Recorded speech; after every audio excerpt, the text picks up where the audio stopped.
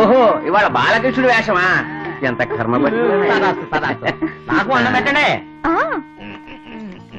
కృష్ణ కృష్ణ కృష్ణ, అయ్యయ్యో ఏమిటిది? మీరు అన్నం తినబోతున్నారా? దిగండి దిగండి దిగండి.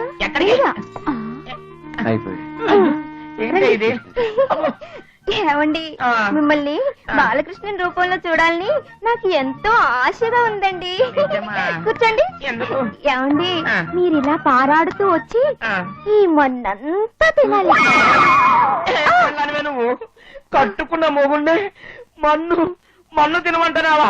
ఎవరు తింటారే మన్ను? నేను తిన్నా. కర్మరా బాబు. అయ్యో, తప్పు తప్పు తప్పు. ఆ శ్రీకృష్ణ పరమాత్ముడే తినగాలేంది, మీరు తింటే ఏమిటండి? చూడండి, మీరు ఈ మొన్నంతా తినాలి.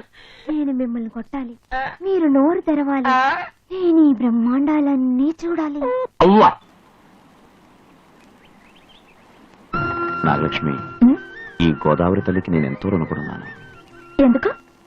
ఈ తల్లి వల్లేగా ఈ హృదయం నాకు దొరికింది. ఆ రోజు నువ్వు నదిలో పడకపోతే నిన్ను కాపాడే అవకాశం ఉండేది కాదు. ఈ అందాల సుందరిని చూసే అదృష్టం కలిగేది కాదు.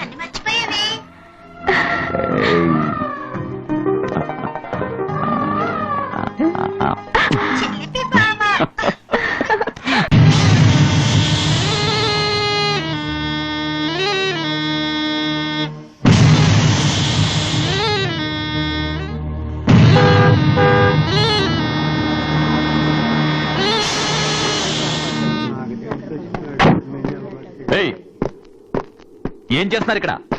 దారి కట్టగా నిల్చొని హార్న్ కొడుతుంటే వినపట్టాలా? పాము రోడ్డు మధ్యలోకి వచ్చిందండి, ఎంతసేపటికి కలవట్లేదు.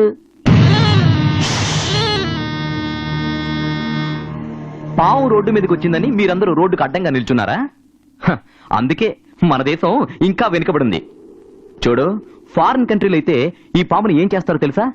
పీస్ పీస్ గా కట్ చేసి ఫ్రై చేసి పెప్పర్ సాల్ట్ వేసుకుని తింటారు. అయ్యో తప్పు స్వామి, పాము దేవుడితో సమానం.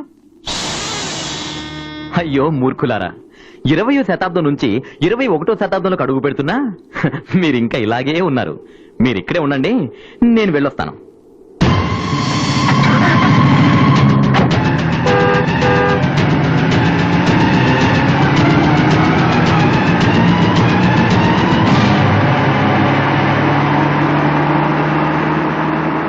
మా యజమాని గారింటో నాక పాము లాంటి పిల్లలు ఉంటారు.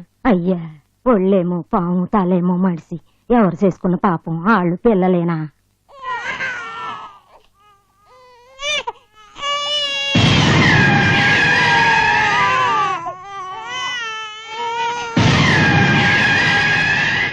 ఎంత చూసినా అంతే. ఏంటి ఇది? నీలాగా బొద్దుగా ఉండే బిడ్డని కనమంటే ఈ పావు పిల్లల్ని కన్నావంటే నాగలోకం అయి ఉంటుంది. నువ్వు ఆడదానివి కావు, పావు. నీతో నేను ఎలా కాపురం చేయనే? చూడు, రేపేనే ఊరికి వెళ్ళి మంచి అందగత్తిని చూసి పెళ్లి చేసుకుని ముద్దు ముద్దుగా ఉండే పిల్లల్ని కని సుఖంగా ఉంటాను. నువ్వు నీ పేగు పంచు పుట్టిన పాము పిల్లలు ఎక్కడైనా ఊరేగండి.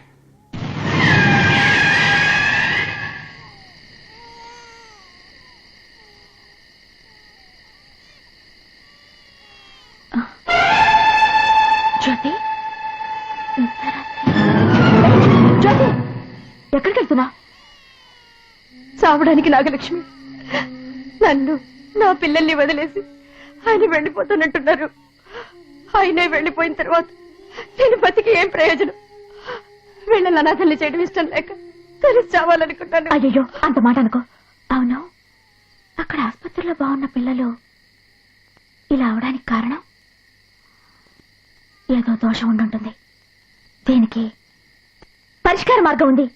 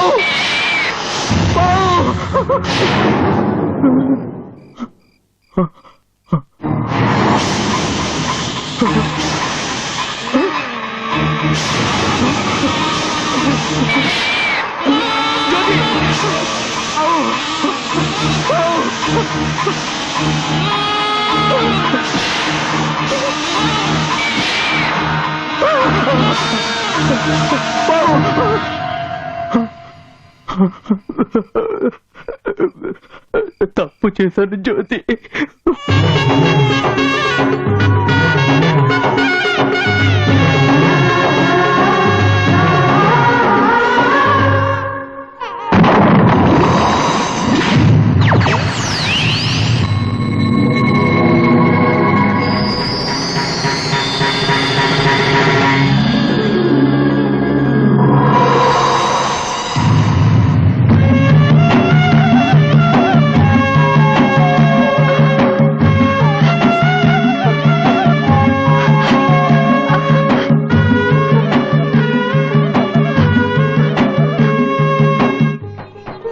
మన అమ్మ నాగమ్మ కరుణగల తల్లి, నమ్మిన వాళ్ళకెప్పుడు అన్యాయం చేయదు. జ్యోతి జ్యోతి, మన పిల్లలు మన పిల్లలేదండి, మన పిల్లలు ఆ తల్లి ఆశీర్వాదంతో మనుషులయ్యారు. నేను ఆ రోజు మూఢనమ్మకాలనుకుని డబ్బున్నదన్న అహంకారంతో పాము మీదుగా కారు పోనిచ్చి తప్పు చేశాను. అయినా ఈరోజు ఈ దయామయి నాగమ్మ మన బిడ్డలకు ప్రాణదానం చేసింది. అమ్మా నాగమ్మ, నన్ను క్షమించు. నేను చేసిన తప్పే, నన్ను క్షమించమ్మా, నన్ను క్షమించు తల్లి. రంగా, ఏ రంగా, వచ్చా రంగా వచ్చా. ఉమ్.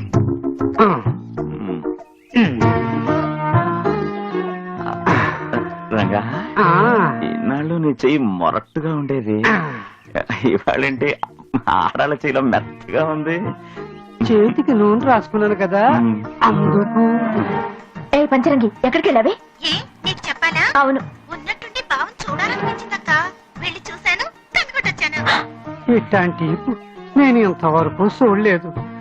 ఎంత విశాలంగా ఉందో. నీ చేతులు రుద్దుతుంటే నా ఒళ్ళు ఏడెక్కుతోంది. ఒక్క మాటలో చెప్పనా, నేనే ఆడదానిగా పుట్టి నీ స్థానంలో ఉంటుంటే నీలా ఎదురు చూసేదాన్నేంటి?